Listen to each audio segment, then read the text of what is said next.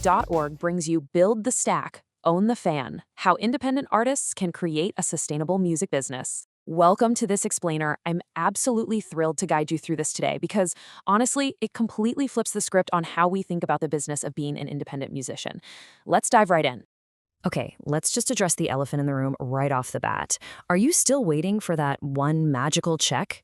For decades, the music industry has sold artists on this massive myth of the one big break. You know the fairy tale, right? You're just one record deal, one viral video, one massive playlist placement, or maybe 1 million stream hit away from never having to worry about money ever again. Look, it's a beautiful dream, but it's incredibly dangerous. Relying on a single, totally unpredictable source of income, like some shiny object that might miraculously arrive next Tuesday, is basically a recipe for constant stress. It's a completely unsustainable way to build a career. To fix this, we are going to look at a visual blueprint. Today, we'll cover 1. Stop waiting for one check. 2. The music revenue stack. 3. Own your fan relationships. 4. Organize your music rights. And 5. The music industry middle class. Section 1. Stop waiting for one check. The builder's mindset. We really have to transition away from those old industry lies of just waiting to be chosen to a reality where we are actively building a diversified business structure. The old model told you to wait for the label, wait for the manager, or nowadays, wait for the algorithm to somehow bless you. But today, independent artists do not have to wait.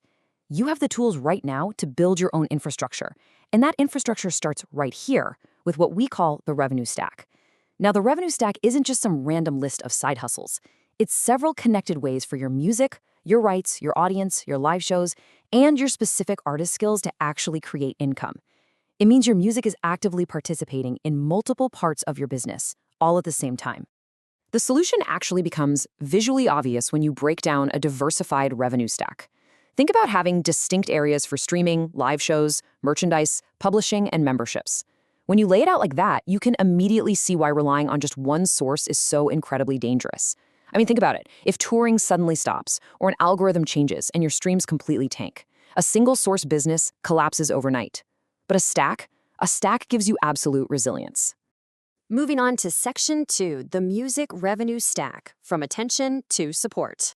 To really shift from simply gathering attention to building actual support, we have to realize something crucial. A released song is the beginning of the relationship with your fan, not the end.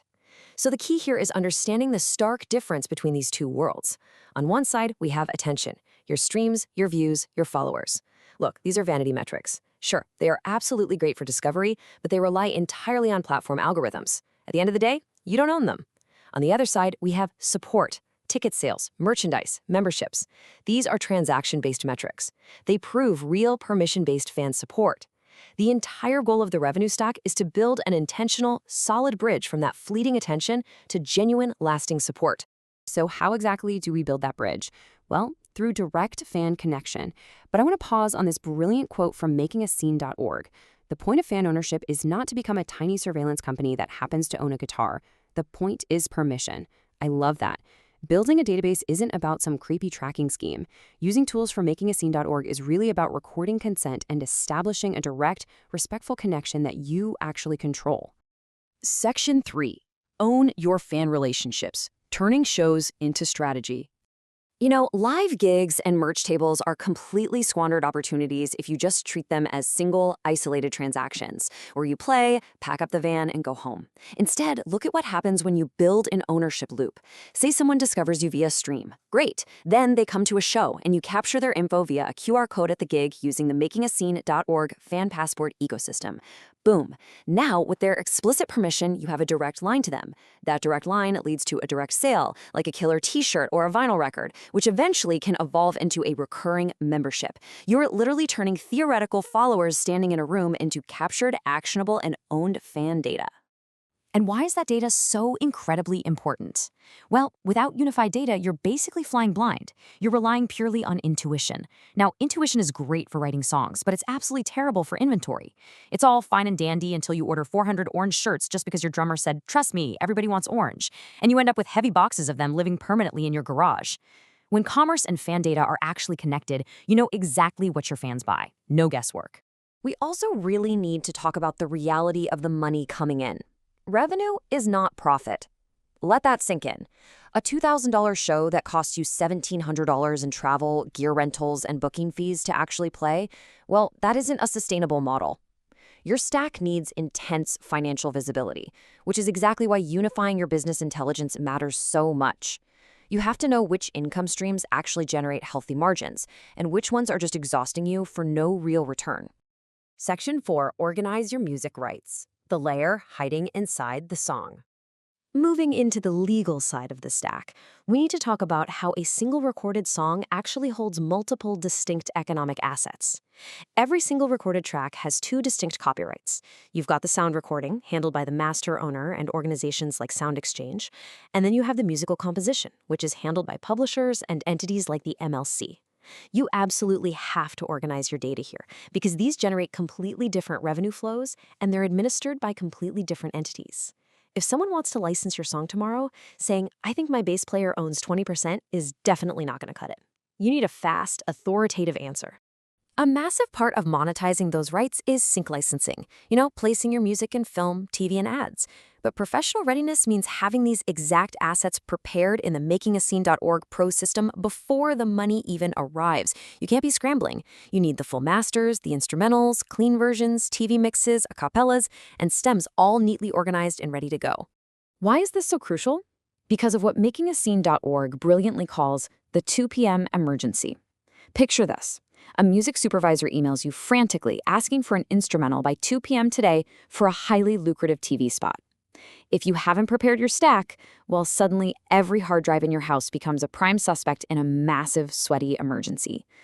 And let me tell you, opportunity without preparation disappears very, very quickly. So, how on earth do we keep all of this, the fan data, the merch sales, the rights, the massive audio files, from completely driving us crazy? Think about it. If your newsletter software doesn't know who bought a ticket and your ticket platform has no clue who bought a shirt, you just have a massive headache of fragmented tools. This is exactly why a unified ecosystem is absolutely vital, and why makingascene.org acts as your single source of truth. Most importantly, it makes your business intelligence portable.